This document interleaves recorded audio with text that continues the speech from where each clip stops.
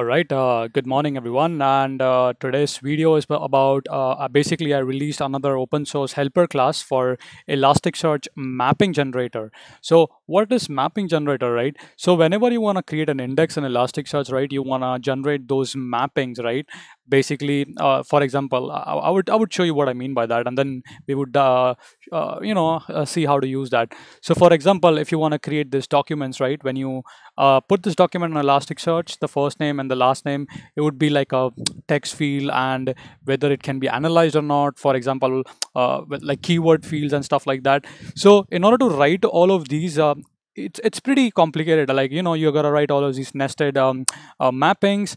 I thought to solve this problem, and I'm like, hey, why can't I just write a class that can generate all of these automatically? So here is a class. It's officially published on PyPy.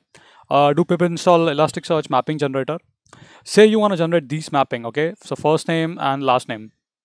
All you do from Elasticsearch mapping generator dot Elasticsearch mapping generator, import the class, create an instance of a class. This class takes the constructor, if you see in the documentation, takes number of shards and number of replicas.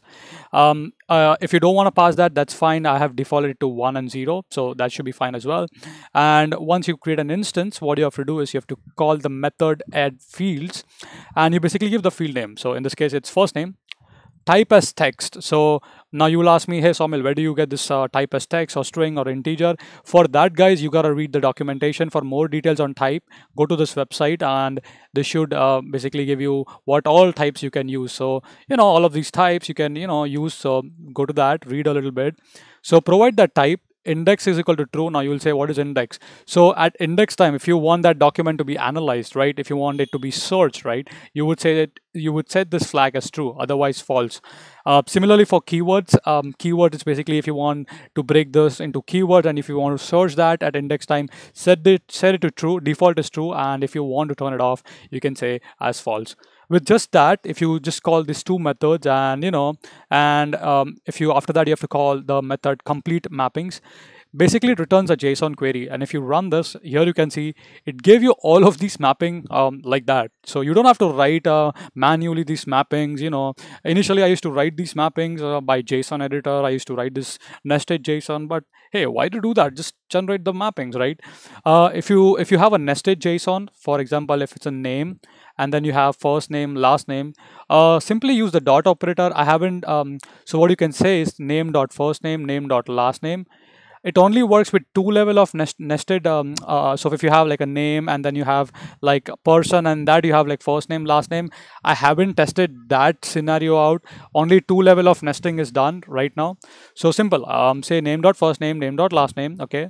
Type text, index true, and it would generate all of this query for you. So if you see mappings property name, that's the parent index. Properties first name, type as text, index as true. You want it to be analyzed.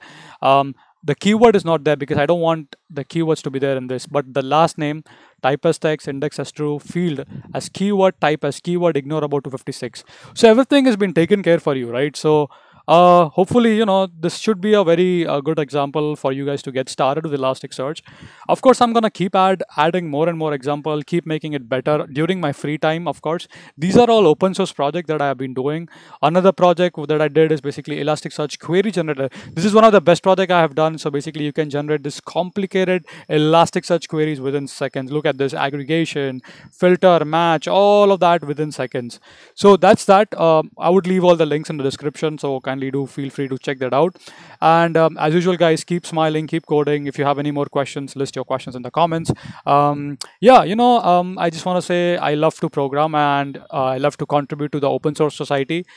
People are gonna use this, and it feels really nice. So I guess that's it for this video. Hope you guys have enjoyed it. Stay safe, and see you guys in the next video. Goodbye.